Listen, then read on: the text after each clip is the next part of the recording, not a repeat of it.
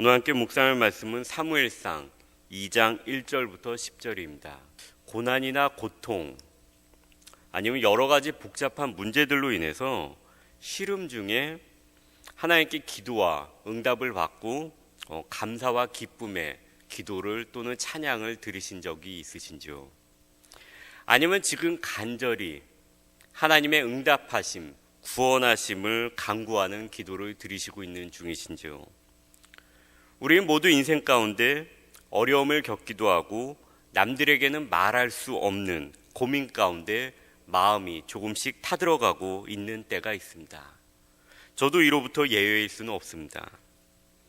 오늘 본문은 이러한 극심한 고통과 수치 가운데서 하나님께 기도하고 응답받은 후에 드리는 한 여인의 기도가 오늘 소개되어 있습니다. 오늘 기도의 주인공은 선지자 사무엘의 어머니 한나입니다. 우리가 오늘 본문을 접하면서 기도 응답받은 한나, 아니면 그의 아들을 평생에 하나님께 드린 한나, 딱 여기서만 우리의 생각이 멈추게 된다면은 한나의 믿음에 대해서 우리가 놓치게 됩니다. 한나가 살던 시대는 사사 시대입니다. 사사 시대는 입다, 삼손, 드보라와 같은 사사들이 이스라엘을 이끌던 시대입니다. 그리고 이 사사 시대는 한나의 아들이며 동시에 마지막 사사이며 선지자인 사무엘을 통해서 이스라엘의 첫 번째 왕인 사울을 왕으로 세우면서 이 사사 시대는 끝이 나게 됩니다. 이 사무엘상을 읽으면서 우리가 눈여겨보아야 하는 구절이 있습니다. 이 한나의 믿음을 보기 위해서 눈여겨보아야 하는 구절이 두 군데가 있는데요. 첫 번째는 사사기서의 마지막 구절입니다. 그때 이스라엘이 왕이 없으므로 사람이 각기 자기의 소견에 옳은 대로 행하였더라. 이 사사시대, 이스라엘은 도덕적으로 타락한 시대였습니다. 사람들이 도덕적으로 종교적으로 무엇이 옳은가를 분별하지 못하고 자기의 소견에 옳은 대로 행하던 시대, 즉 지도자로부터 일반 민중에 이르기까지 모두 다 분별력을 잃어버린 시대였습니다. 두 번째 구절은 사무엘상 1장 3절입니다. 제가 중반부부터 읽어드리겠습니다.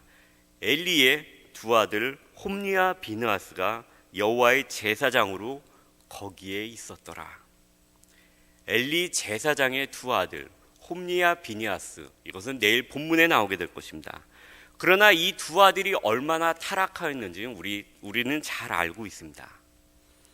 한나가 살던 시대는 각각 자기의 소견에 옳은 대로 행하던 도덕적으로 분별력을 잃어버렸던 시대였으며 하나님의 제사장들조차도 타락해 있던 그 시대였습니다. 여기에 더불어서 하나님께서는 분명하게 이 세상에 다른 신은 없다라고 말씀하셨지만, 그리고 율법을 주셨지만 이스라엘은, 그리고 사사시대의 이 이스라엘은 유일신 사상이 아닌 다신 사상, 신은 여러 개 있다라는 그 사상을 가지고 살아가던 시대였습니다. 한나가 지금 이런 도덕적, 종교적으로 분별력이 없는 시대, 하나님의 제사장조차 타락하여서 그 소문이 백성들에게 퍼졌던 그 시대, 현재로 따지면 교회가 교회 같지 않다는 소문이 퍼져 있던 그 시대에 살았던 여인입니다. 인터넷을 치게 되면은 교회를 떠나는 이유, 이렇게 인터넷을 치게 되면은 여러 기관에서 조사한 사람들이 교회를 왜 떠나는가라는 내용이 이렇게 쭉 나오게 됩니다. 여러 이유가 있지만 공통적인 것이 하나가 있습니다. 그것은 좋은 이유로 교회를 떠나는 사람들은 하나도 없다는 것입니다. 임신을 못하고 아마도 그로 인해서 남편이 얻은 둘째 부인에게 당신이 임신을 못하잖아 라면서 고통과 고난과 괴롭힘을 당하고 다른 이스라엘 사람들처럼 종교적인 행사에는 참석하고 많은 자녀를 낳게 해준다는, 돈을 벌게 해준다는 가나안 종교에 매달릴 수 있는 충분한 상황 가운데 한나는 있었습니다. 한나의 남편 엘가나는 반대로 사사시대에 살고 있었지만 하나님께 충실한 사람이었습니다. 하나님께서 신명기를 통해 말씀하신 대로 매년 절기가 되면 의무를 따라서 먼 길을 떠나서 지금 하나님의 성막이 있는 장막이 있는 실로에 가서 매년 제사를 드리는 신실한 사람이었습니다. 한나는 여기에 매년 동참했습니다. 그런데 그 동행이 1년이 되고 2년이 되고 3년이 되고 4년이 되고 그 동행 가운데 매년 한나가 장막에 가서 장막 입구에 가서 하나님께 기도를 드립니다. 내가 둘째 부인으로 인해서 너무 이렇게 괴롭습니다. 또한 내가 아들이 없어서 이 세상 사람들이 다 저에게 임신을 못하는 여자라고 핍박합니다. 그녀의 마음 가운데 이런 생각이 들 수 있습니다. 하나님은 실제로 존재하시는가? 세상의 사람들은 이스라엘은 하나님의 자녀라고 말하지만 가나안 제사에 여전히 참여하고 율법이 아닌 자기 눈에 좋은 대로 행하며 하나님의 성막에서 내가 이렇게 매년 1년, 2년 간절히 기도하는데 여전히 나에게는 자녀가 없는데 하나님의 제사에 따라가서 이렇게 기도를 드리는 것이 의미가 있는가라는 생각이 그녀의 마음 가운데 충분히 들 수가 있었습니다. 다신사상과 분별력을 잃어버린 세상 가운데 살고 있다면 충분히 그런 생각이 들 수 있었습니다.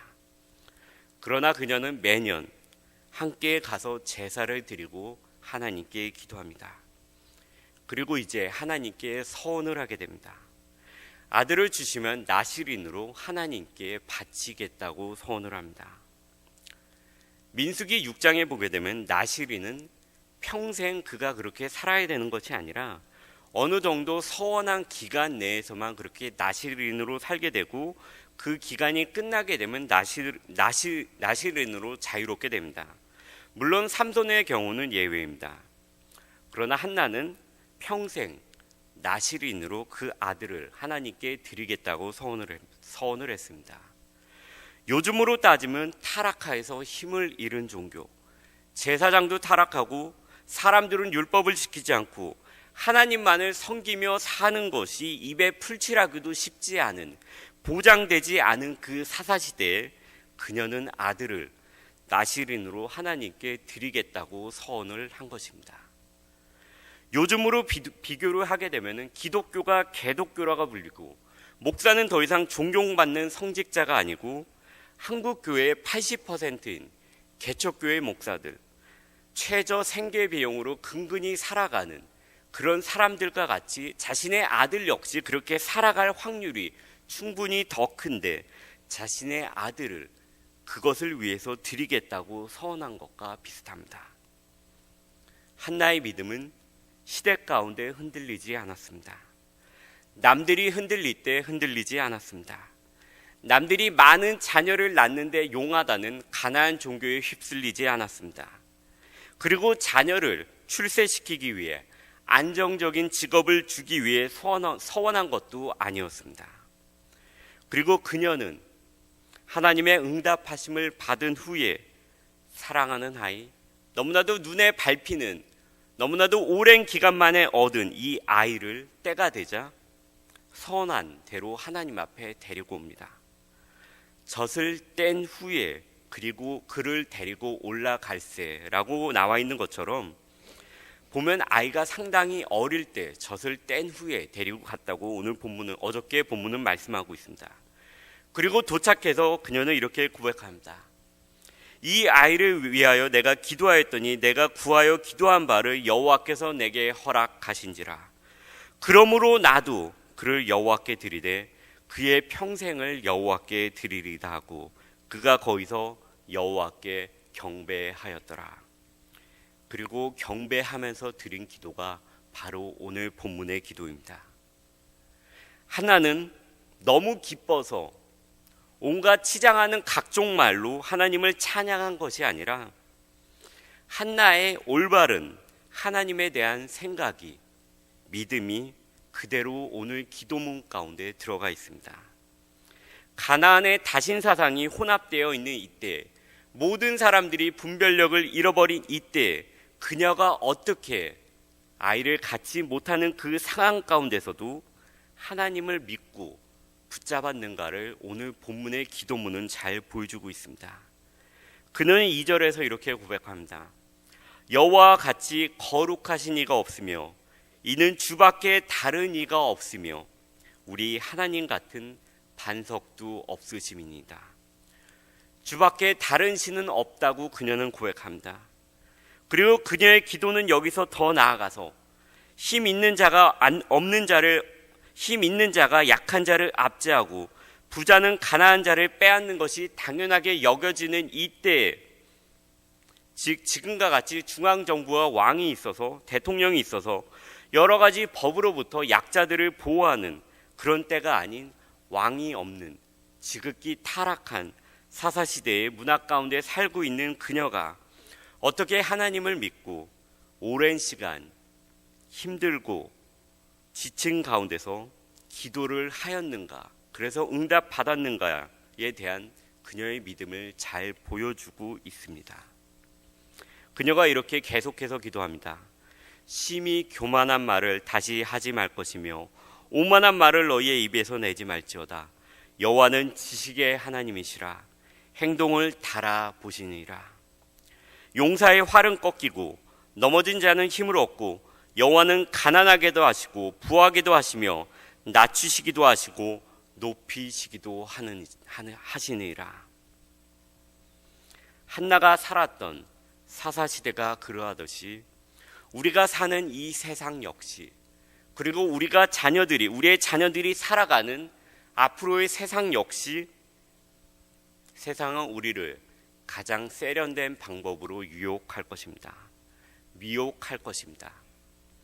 가나안의 종교는 미개한 종교가 결코 아니었습니다.